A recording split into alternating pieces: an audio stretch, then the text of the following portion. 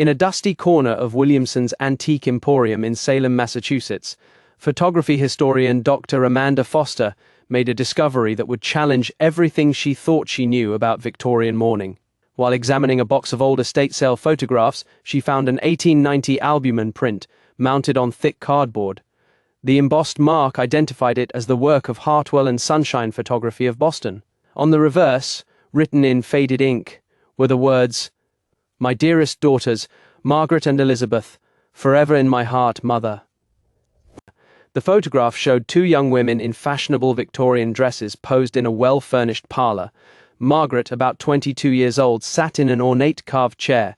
She wore a deep burgundy velvet gown trimmed with jet beading. Her hair was arranged in the popular Gibson girl style of the 1890s, and her bright eyes looked directly into the camera with a natural, almost lively expression. Her hands rested calmly in her lap, and her posture appeared relaxed. Beside her stood Elizabeth, roughly 19, dressed in a navy blue silk gown with intricate lace trim. One hand rested lightly on Margaret's shoulder. Elizabeth's smile looked gentle and peaceful, yet her body seemed unusually stiff. Her left arm hung in an awkward way, and her eyes had a strange glassy quality that did not match the living sparkle in her sister's face.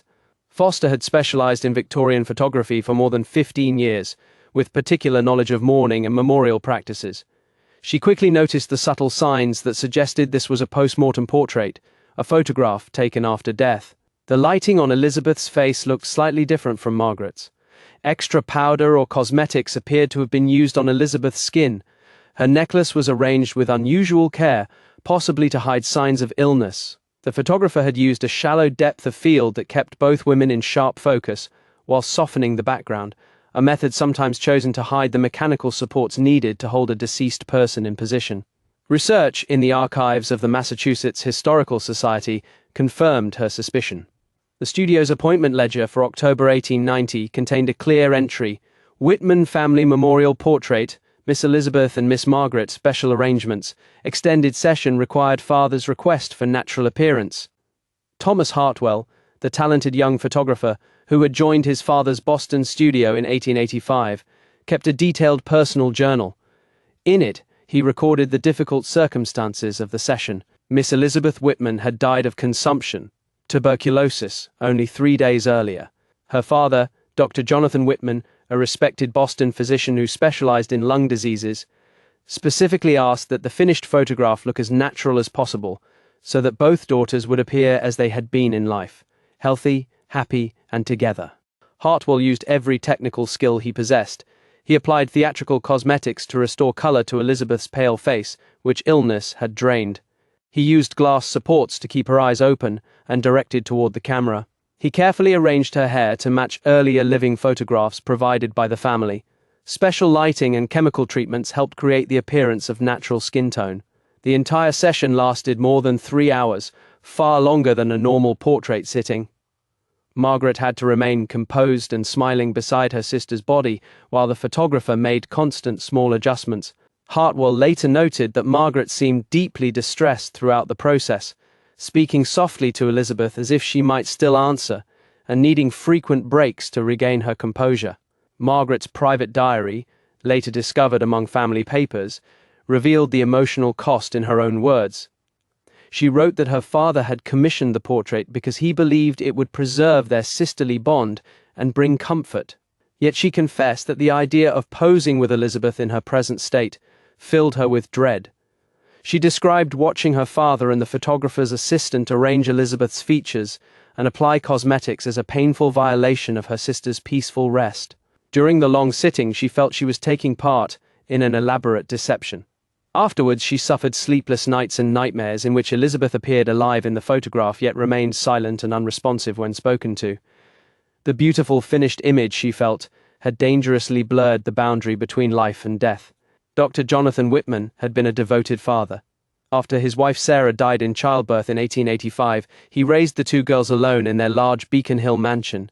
He arranged the finest education and private lessons in music and art for them. Margaret showed talent in literature and music. Elizabeth showed promise in drawing and painting. When Elizabeth first became ill in early 1890, with a persistent cough, weight loss and fatigue, Dr. Whitman used every medical resource available: rest cures, stays in mountain sanitariums, expensive medicines imported from Europe, yet the disease progressed.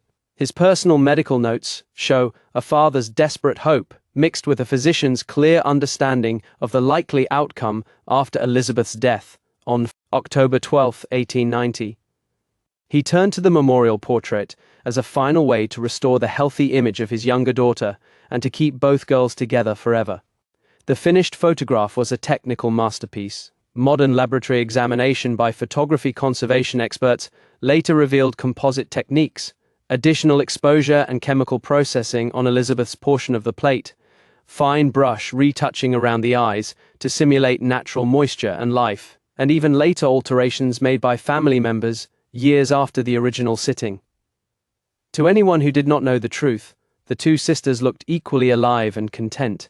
Yet the human cost continued for years. Margaret's later diary entries show that her father spent hours each day studying the portrait and speaking to Elizabeth's image as if she was still present in the room.